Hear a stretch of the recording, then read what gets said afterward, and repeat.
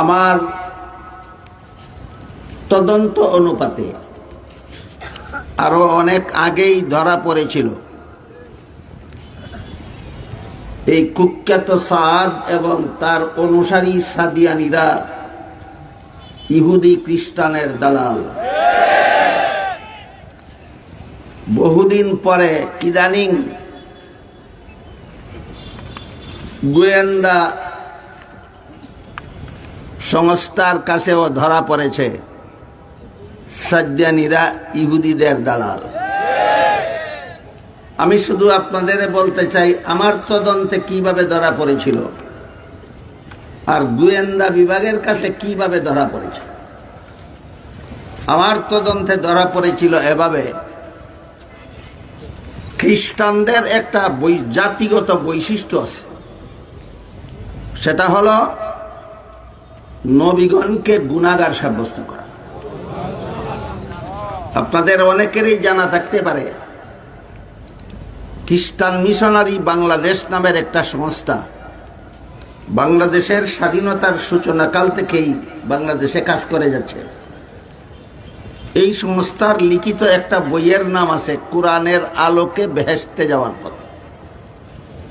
এই বইয়ে খ্রিস্টানেরা লিখেছে প্রথম নবী আদম প্রথম পাপিষ্ঠ ছিল, আর এই পাপিষ্ঠ আদমের বংশে যত নবী জন্মগ্রহণ করেছে সবগুলি নবী জন্মগত পাপিষ্ঠ। রেফারেন্স বুঝে থাকলে বলুন, নবীগণকে পাপিষ্ঠ সাব্যস্ত করা কোন গোষ্ঠীর জাতিগত স্বভাব? এই স্বভাবটা সাদ সাহেবের কাছে পাওয়া যায় কিনা? পরিষ্কার হয়ে গেল সে খ্রিস্টানদের দালাল। আমার তদন্তে এইভাবে ধরা পড়েছিল এরা যে ইহুদি খ্রিস্টানের দালাল। এরপর কোরআনের বিভিন্ন আয়াতে আল্লাহ বলেছেন ইহুদিরা নবীগণকে হত্যা করত। কোরআনের বিভিন্ন উলামায়ে কেরামের জানা আছে ইহুদিরা নবীগণকে হত্যা করত। কি অপরাধে? আল্লাহর সহি দ্বীনের পথে দাওয়াত দেওয়ার অপরাধে। বর্তমান দুনিয়াতে নবী নাই।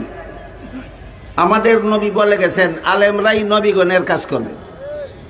বর্তমান দুনিয়াতে নবীগণের কাজ আলেমরা করেন। এই আলেমদেরকে 2018 সাল থেকে সাদ্দানিরা হত্যা করা শুরু করেছে। এটা জাতিগতভাবে ইহুদি গোষ্ঠীর স্বভাব। এইভাবে আমার কাছে আমার তদন্তে আরো আগেই ধরা পড়েছিল